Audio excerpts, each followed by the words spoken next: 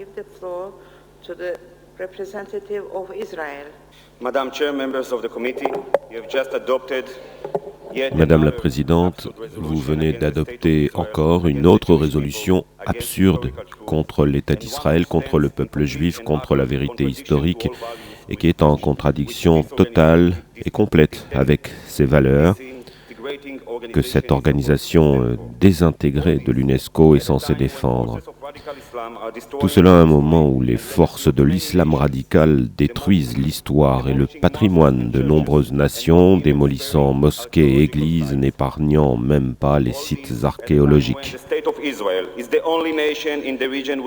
Tout cela à un moment où l'État d'Israël est le seul pays de la région à respecter ses valeurs, à protéger ses endroits tout en accordant la liberté de culte à toutes les religions de manière équitable.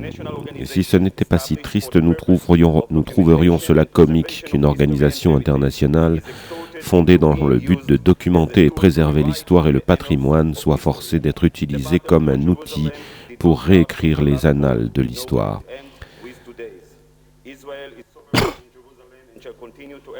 La bataille pour Jérusalem n'a pas commencé avec le dernier vote et ne se terminera pas aujourd'hui. Israël est souverain à Jérusalem et doit continuer à y exercer sa souveraineté alors que les Palestiniens et d'autres pays arabes continuent à jouer avec des résolutions absurdes et imaginaires qui font honte à ceux qui les ont inscrites à l'ordre du jour ainsi qu'à ceux qui ont levé la main en leur faveur. L'avenir de Jérusalem sera déterminé par une unique vérité historique que nous défendrons avec une détermination profonde, prêt à payer n'importe quel prix.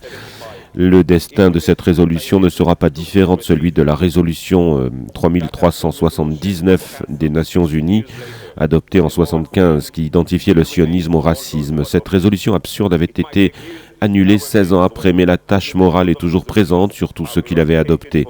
Cela pourrait prendre des années, dans notre cas aussi, jusqu'à ce que les résolutions de Jérusalem soient éradiquées des annales de cette organisation. En 1975, l'ambassadeur d'Israël auprès des Nations Unies, le défunt Chaim Herzog, avait déchiré la résolution en morceaux sur le podium devant le monde entier. Je n'ai pas l'intention de faire cela devant vous aujourd'hui, pas pour votre dignité ni pour la dignité de cette organisation, mais simplement parce que cette résolution de papier ne vaut même pas l'énergie nécessaire à la réduire en morceaux. Il sera bien plus simple et plus approprié de la mettre à sa juste place, la poubelle de l'histoire.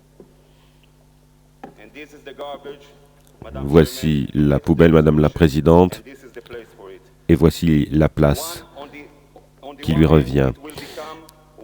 D'une part, elle deviendra l'une des résolutions similaires adoptées à l'égard du peuple juif. D'autre part, cela pourrait être un peu encombré entre les innombrables résolutions du Conseil des droits de l'homme des Nations Unies, de l'ONU à New York et d'autres idéologies diaboliques pour la destruction d'Israël, discutées par des empires, des dictateurs qui ne valent même pas la peine d'être cités.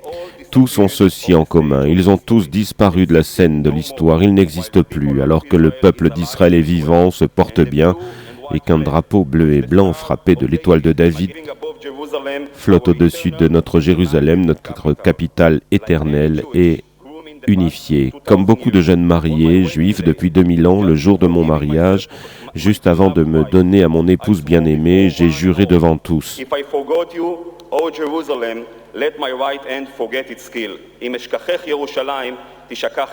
Si je t'oublie, ô Jérusalem, que ma droite m'oublie. Am Israël Chai, Jérusalem et son histoire ne seront jamais oubliées.